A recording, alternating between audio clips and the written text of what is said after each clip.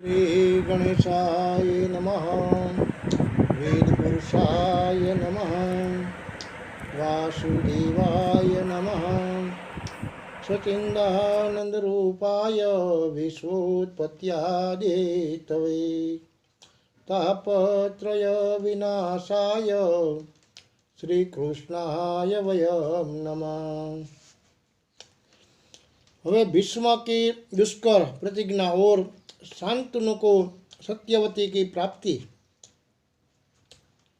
वैश्यमान जी कहते हैं, जन्मेजय एक दिन राजसी शांतनु यमुना नदी के तट पर वन में विचरण कर रहे थे।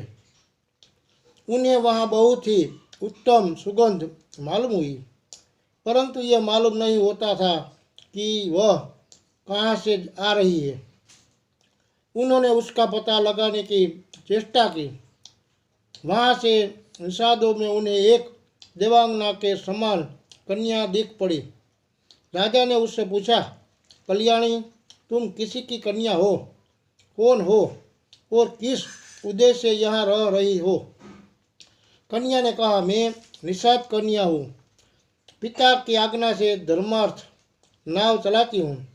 उसके सौंदर्य, माधुर्य और सुगंध्य से मोहित होकर राजसी शांतनु ने उसे अपनी पत्नी बनाना चाहता और उसके पिता के पास जाकर उसके लिए याचना की। निषाद राजा ने कहा, राजन, जब से यह दिव्य कन्या मुझे मिली है तभी से मैं इसके विवाह के लिए चिंतित हूँ, परंतु इसके संबंध में मेरे मन में एक इच्छा है। यदि आप इसे धर्मपत्नी बनाना चाहते हैं तो आप शपथ पूर्वक एक प्रतिज्ञा कीजिए, क्योंकि आप सत्यवादी हैं। आपके समान वर मुझे और कहाँ मिलेगा, इसलिए मैं आपके प्रतिज्ञा कर लेने पर इसका विवाह कर दूंगा। शांतनु ने कहा, पहले तुम अपनी शर्त बताओ। कोई देवयोग्य वचन होगा तो दूंगा, नहीं तो कोई बंधन थोड़ी ही है। निषाद राज ने कहा, इसके गर्भ से जो पुत्र हो वही आपके बाद राज्य का अधिकारी हो और कोई नहीं। यथापि राजा शांतनु उस समय काम से अत्यधिक पीड़ित थे, फिर भी उन्होंने उसकी शर्त स्वीकार नहीं की। वे कामवश अचेत से हो रहे थे और उसी कन्या का चिंतन करते हुए हस्तिनापुर आए। एक दिन देवव्रत ने अपने पिता को चिंतित देखा तो उनके पास आकर कहने लगे, पिताजी, पृथ्वी के सभी राजा आपके वंश में है। आप सब प्रकार सकुलस है, फिर आप दुखी होकर निरंतर क्यों सोचते रहते हैं?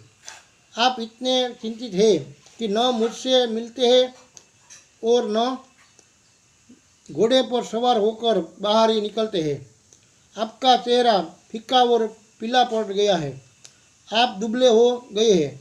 कृपा करके अपना रोग बताइए, मैं उसका प्रतिकार करूंगा। शांतनु ने कहा, बेटा, सचमुच मैं चिंतित हूँ। हमारे इस महान कुल में एकमात्र तुम ही वंशधर हो। 100 वर्ष सर्वदा शस्त्र रहकर वीरता के कार्य में तत्पर रहते हो। जगत में निरंतर ही लोग मरते मिटते रहते हैं। यह देखकर मैं बहुत ही चिंतित रहा हूँ।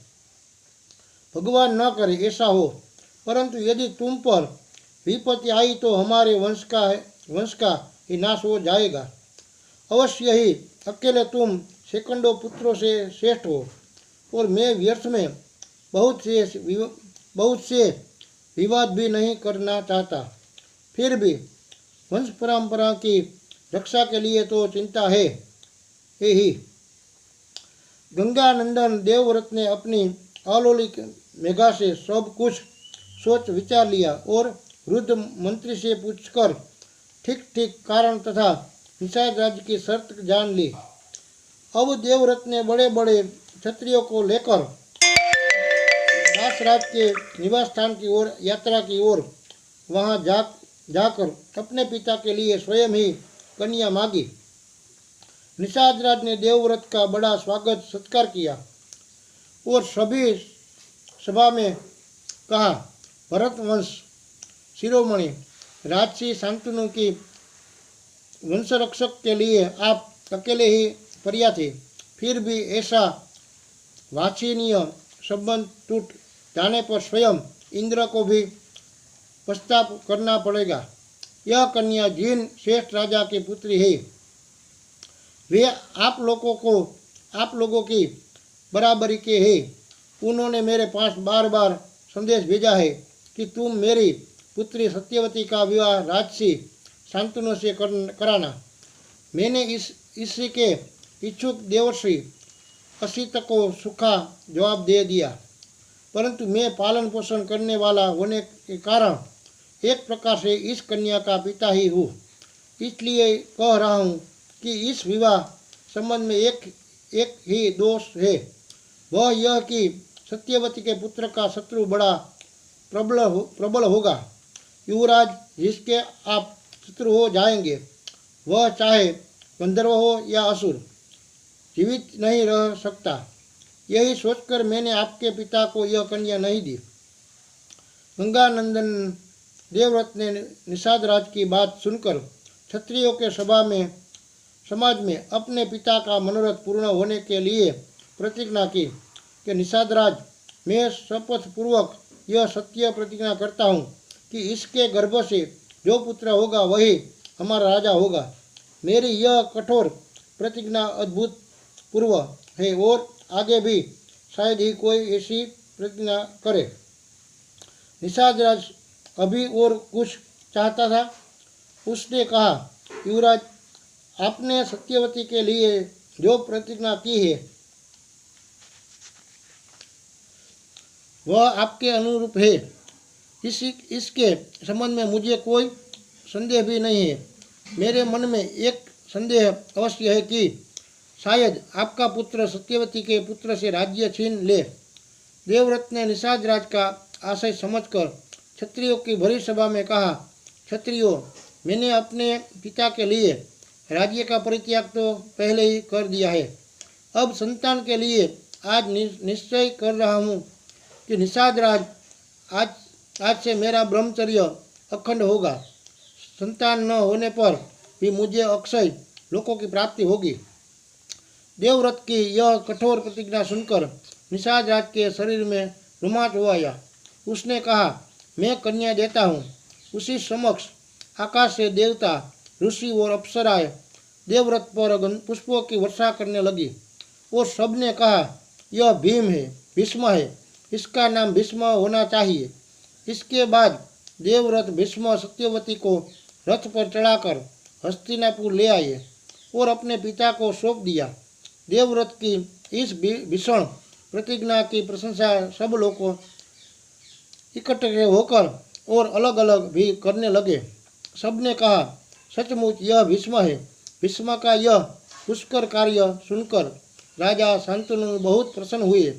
उन्होंने अपने पुत्र को वर दिया, मेरे निष्पाप पुत्र, जब तक तुम जीना चाहोगे तब तक मृत्यु तुम्हारा बाल भी बाका नहीं कर सकेंगी। तुमसे अनुमति प्राप्त करके ही वह तुम पर अपना प्रभाव डाल सकेगी। चित्रवंद और विचित्र वीर्य का चरित्र, भीष्म का पराक्रम और दुंदु प्रतिज्ञा तथा धृतराष्ट्रादि का जन्म। वैश्यपान जी कहते हैं, जन्मेजय राजसी शांतनु की पत्नी सत्यवती के गर्भ से 2 पुत्र हुए। चित्रागंध और विचित्र वीर्य दोनों ही बड़े होकर और पराक्रमी थे। अभी चित्रगंधा से युवस्थान में प्रवेश भी नहीं किया था कि राजसी शांतनु स्वर्गवासी हो गए। भीष्म जी ने सत्यवती की सम्मति से चित्रागंध को राजगद्दी पर बैठाया। उसने अपने पराक्रम से सभी राजा को पराजित किया। वह किसी भी मनुष्य को अपने समान नहीं समझता था। गंधर्वराज चित्रागंध ने यह देखकर ही शांतुनंदन चित्रागंध अपने बल पराक्रम से देवता, मनुष्य और असुरों को नीचा दिखा रहा है, उस पर चढ़ाई कर दी तथा दोनों नाम राशियों में कुरुक्षेत्र के मैदान में घमासान युद्ध हुआ। सरस्वती नदी के तट पर 3 वर्ष तक लड़ाई चलती रही। गंधर्वराज चित्रागंध बहुत बड़ा मायावी तथा उसके हाथों राजा चित्रांग की मृत्यु हो गई। देवव्रत भीष्म ने भाई की अंत्येष्टि क्रिया करने के पश्चात विचित्र वीर्य का राजगद्दी पर अभिषेक किया। विचित्र वीर्य भी सभी जवान नहीं हुए, बालक ही थे। वे भीष्म के आज्ञा अनुसार अपने पितृक राज्य का शासन करने लगे। विचित्र वीर्य थे आज्ञाकारी और भीष्म रक्षक। जब भीष्म ने देखा कि मेरा भाई विचित्र वीर्य यौवन में प्रवेश कर चुका है, तब उन्होंने उसके विवाह का विचार किया। उन्हीं दिनों उन्हें यह समाचार मिला कि काशी नरेश की 3 कन्याओं का स्वयंवर हो रहा है। उन्होंने माता की सम्मति लेकर अकेले ही रथ पर सवार हो काशी की यात्रा की। स्वयंवर के समय जब राजाओं का परिचय दिया जाने लगा तथा तब शांतुनंदन भीष्म को अकेला और बुढ़ा समझकर सुंदरी कन्याएं घबराकर आगे बढ़ गई। उन्होंने समझा कि यह बुढ़ा है। वहाँ बैठे हुए राजा लोग भी आपस में हंसी करते हुए कहने लगे कि भीष्म ने तो ब्रह्मचर्य की प्रतिज्ञा ले ली थी, भी अब बाघ सफ़ेद होने और सुर्खियों पड़ने पर यह बूढ़ा लज्जा छोड़कर यहाँ क्यों आया है। यह अब देख सुनकर भीष्म को रोष आ गया।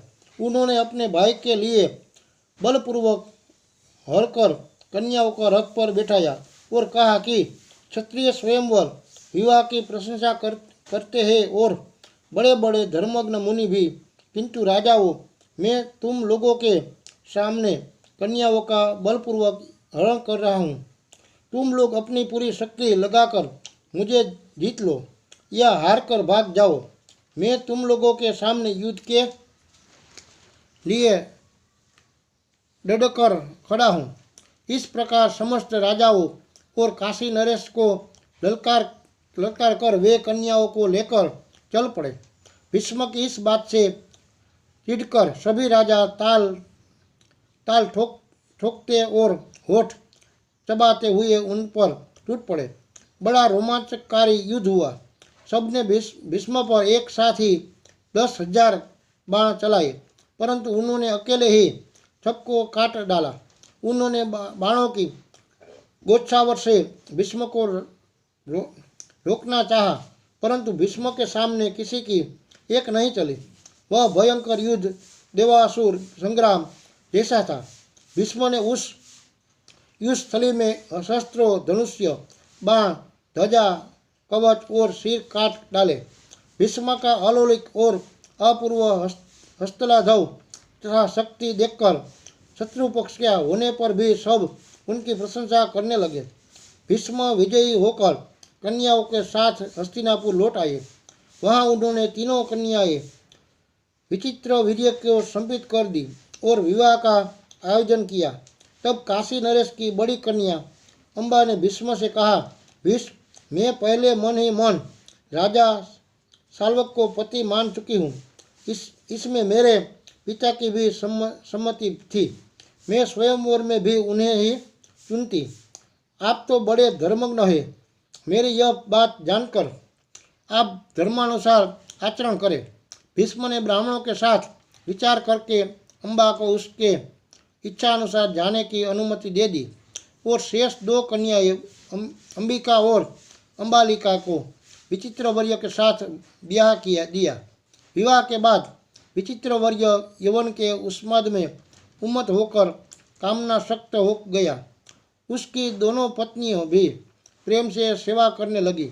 7 वर्ष तक विषय सेवन करते रहने के कारण भरी जवानी में विचित्रवीर्य को क्षय हो गया और बहुत चिकित्सा करने पर भी वह चल बसा।